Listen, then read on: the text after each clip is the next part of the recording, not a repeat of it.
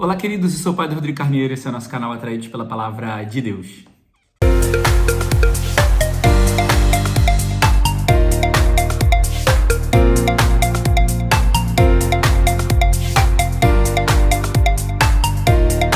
Bem, então seja muito bem-vindo, você que é um atraído pela Palavra de Deus, que está fazendo com a gente essa experiência aqui no nosso canal. Bendito seja Deus pela sua vida, por tudo aquilo que você está experimentando, aquilo que vai chegando da parte de Deus no seu coração. A Palavra de Deus, ela é um norte para a nossa vida, né? Dizia no Evangelho de domingo para nós que quando ele nos explicava as Escrituras, ardia o nosso coração.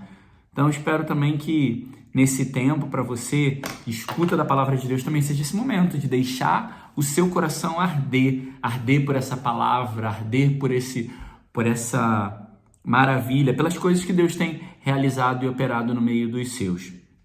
Bem, a primeira leitura de hoje a gente continua na história de Estevão, né? É uma história bem curta, Estevão, porque ele vai ser apresentado, mas o objetivo principal é falar do sacrifício de Estevão. Estevão vai ser um dos primeiros mártires da igreja, um dos primeiros a entregar a vida pela causa do evangelho, um dos primeiros a entregar a vida por não recusar a anunciar a verdade. Então a gente vai ver no evangelho de hoje que Estevão estava exortando os homens, estava ali dizendo que eles estão fechados em si mesmo, e aí fechados em si mesmo não tem espaço para o Espírito Santo. Então isso já é uma exortação muito importante para nós. Muitas vezes quando nós vivemos das nossas próprias convicções, a gente só quer viver daquilo que eu penso, daquilo que me agrada, daquilo que eu gosto.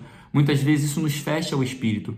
O Espírito é liberdade, o Espírito nos leva a sair de si, né? O Espírito nos leva a confrontar-se. Quantas vezes a gente não quer uma coisa, mas é justamente aquilo que Deus está nos pedindo. Então o Espírito é quem nos leva a essa decisão e essa liberdade de fazer até mesmo aquilo que eu não quero, aquilo que eu não gostaria, aquilo que me dói, porque às vezes amar dói, perdoar dói, mas é isso que o Espírito nos chama. Então é essa obra que a gente precisa fazer. Ir ao encontro de uma pessoa que me feriu dói, mas eu não posso me fechar em mim mesmo. Eu preciso estar aberto, eu preciso deixar o mover de Deus acontecer, esse fluir de Deus acontecer na minha vida. Aí nós vamos ver também que Estevão está exortando o povo. E se a gente for parar para pensar, cara, como que é difícil você ser exortado? Quando alguém vem corrigir você, eu pelo menos tenho muita dificuldade para ser corrigido. Quando alguém vem corrigir a gente, sempre dá aquela pontinha de raiva dentro. Sempre dá aquela pontinha de querer dizer para a pessoa, você está me falando isso, mas você também é errado. Você sempre de querer devolver, jogar na cara, dar uma resposta, né? Então, era isso que aqueles homens estavam vivendo. Só que, geralmente, quando me corrigem, me dá aquele primeiro acesso de raiva e que eu peço a Nosso Senhor, Senhor, me controla. E depois eu vou pensar e refletir sobre aquilo que me disseram. E vou chegar à conclusão que de fato eu estava errado e que eu preciso mudar e que eu preciso fazer diferente. Só que eles não conseguiram dar esse tempo para perceber que estavam sendo exortados e que era uma exortação boa e frutuosa, que não era uma humilhação puramente, né? E aí eles só ficaram com o primeiro momento, o momento da revolta, o momento da raiva, o momento de querer devolver. E aí eles, pelo ímpeto e o desejo de querer devolver, eles vão então simplesmente se atirar acima de Estevão e matar ele, arrastar ele para fora da cidade e apedrejar ele. A gente precisa também, porque além de não saber ser corrigido, a gente também não sabe receber não. Às vezes quando a gente recebe um não, a gente quer muito fazer uma coisa, tem uma ideia muito boa, algo que a gente acha que vai ser muito produtivo e alguém diz, não vai fazer. A gente se revolta, a gente esperneia, a gente briga, né? Porque a gente está desaprendendo a escutar não. A gente tem vivido numa educação onde vai sendo cada vez mais permitido fazer tudo o que a gente quer. A mãe não diz não para a criança para ela não chorar e ter trabalho de ter que corrigir. O pai não diz não para o filho porque vai traumatizar. E a gente está vivendo nesse meio, nesse ambiente, onde a gente está se desacostumando a ouvir não, onde a gente vai se desacostumando a ser corrigido, onde a gente vai se desacostumando a ser confrontado. Então, Quando a gente for confrontado pela vida, só vai ficar o impulso da raiva e a gente vai devolver com raiva.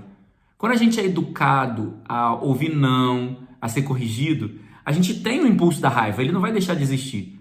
Mas a gente sabe que a gente precisa controlar esse impulso e pensar em cima daquilo. Porque talvez eu esteja errado de fato. Talvez aquela correção vai me ajudar a crescer, a amadurecer. Talvez aquela poda vai me ajudar a dar frutos verdadeiros. Então a gente precisa, sabe, ampliar os horizontes, sabe, crescer nesse ambiente. Também a gente vai ver que Estevão, quando ele estava sendo olha que interessante, quando Estevão estava sendo confrontado, as pessoas falando para ele, né, ele não tirava os olhos do céu. Isso é a ir além da raiva, é ter os olhos no céu, entendendo que aquilo que estão me dizendo, a crítica que estão me fazendo não me definem. Mas olhando para o céu e com a ajuda de Deus, talvez eu possa até amadurecer e crescer com alguma coisa do que estão me dizendo. Então não é ficar com o impulso da raiva, mas é não tirar os olhos do céu, é não tirar os olhos da meta, é não tirar os olhos do lugar onde eu preciso, quero estar, para onde eu devo caminhar, que é o céu. Também o Evangelho vai falar dessa fé inicial, porque o povo vai dizer, qual sinal você vai me mostrar para a gente acreditar em ti, Jesus? A fé, inicialmente, ela vai se basear em sinais. Eu vi uma coisa, eu tive uma experiência sensível, eu vi o testemunho de alguém, eu contemplei um milagre de Deus. A fé, muitas vezes, ela pode ter um começo sensível, com sinais, com coisas palpáveis. Mas eu não posso viver a minha vida inteira somente querendo que a minha fé esteja baseada em coisas, em realidades sensíveis. Porque a fé é acreditar naquilo que não se vê. Então eu posso iniciar a minha fé com algo que eu vi, com algo que eu experimentei, com algo que eu escutei, com algo que eu contemplei. Mas eu preciso amadurecer a fé e chegar a esse lugar onde a fé é acreditar naquilo que ainda não se vê. Mas a fé de acreditar naquilo que ainda não se vê é porque eu confio em Deus. E eu sei que Ele não decepciona. Eu sei que Ele realiza tudo o que promete. Eu sei que Ele faz. Pode não estar fazendo agora, mas Ele vai fazer. Isso é fé. Quando eu sei que Deus pode, Ele não está fazendo. Mas Ele pode fazer. E aí eu estou esperando nele. Isso é o elemento e o caminho da fé. Jesus também vai exortar um pouco mais, dizendo que no tempo de Moisés, Deus deu maná, deu aquele alimento que eles comiam, mas que saía na fossa, né? Que não era um alimento para a vida eterna. E aí o povo, e nós muitas vezes, nos acostumamos somente com aquilo que é sensível, com aquilo que é material, com aquilo que é carnal. E vamos esquecendo daquilo que é eterno. O pão descido do céu, que dá vida eterna para nós. E aí muitas vezes a gente vai pensar assim, eu não fui à missa domingo porque eu tinha que trabalhar, porque eu tinha que cuidar disso e daquilo. A gente está muito apegado ao trabalho, porque de fato tem que trabalhar porque tem que ter dinheiro. Mas tem que ter um limite, né? Eu não posso só pensar em trabalhar para subir de vida, para ter carreira, para ter dinheiro, porque tudo isso passa. O dinheiro vai passar, o emprego vai passar, até a família vai passar. Mas eu posso estar perdendo uma oportunidade de estar com o Senhor que é eterno. Porque tem uma coisa que tem me dado muito medo assim nesse tempo. Que eu escutei outro dia uma canção que dizia que como que eu vou querer estar com Deus na eternidade se eu não estou escolhendo Ele no hoje da minha vida? Se no hoje da minha vida eu estou escolhendo mais o dinheiro, mais a pessoas, mais a trabalho, mais a cargos, mais a títulos, mais o descanso, mais o prazer. Se hoje na minha vida eu não estou sendo capaz de escolher a Deus, como que eu vou querer escolher estar com Ele em toda a eternidade? Para eu estar com Ele na eternidade, eu preciso escolher Ele no hoje da minha vida. Então isso tem sido um medo na minha vida. Senhor, eu estou te escolhendo hoje. Senhor, eu quero te escolher hoje. Eu não quero trocar o eterno por aquilo que passa. E esse tem que ser o desejo do nosso coração.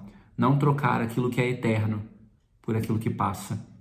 Por aquilo que amanhã você pode não ter. Porque só o Senhor permanece com cada um de nós.